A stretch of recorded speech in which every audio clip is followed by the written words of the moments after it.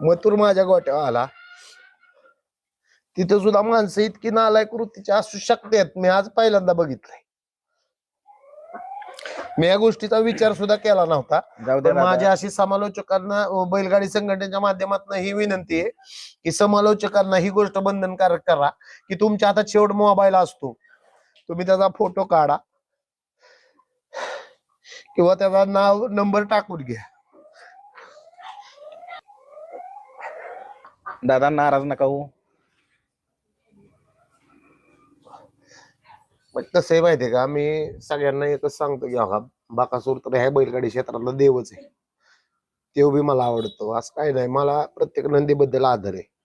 चिके असू द्या, परत त्यांची मालक सगळे आहेत, मामा आहेत, अजित शेट आहेत, सगळे आहेत, राहुल दादा आहेत, परत पिंटू शेट आहेत. ही सगळी मालक, ही सगळे आमचे एवढे संबंध झालेत की आम्ही हक्काने फोन करतो कधी सुद्धा. मी तर लांबच, पण शंभू सुद्धा करतो.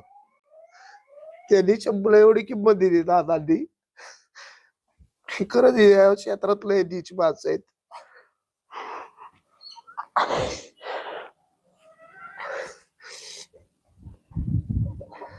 मला काय बोलायचं या गोष्टी, शब्दच नाही त्या गोष्टी. मला अक्षरशः काल दादांना सुद्धा फोन करू वाटत नव्हता की दादांच्या मनाला काय वाटलं असेल की मी असं केलं.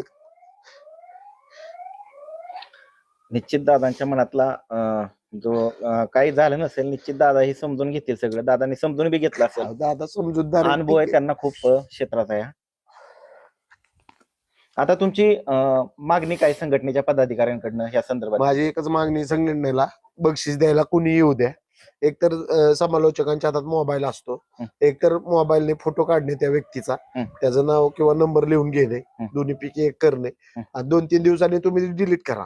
पण तोपर्यंत जर काय कोणाचा प्रॉब्लेम नाही आला तर विषय येत नाही. पण असं जर जे जीवाभावाची नाती ती जर तुटत असेल तर अवघड आहेत ना गोष्टी.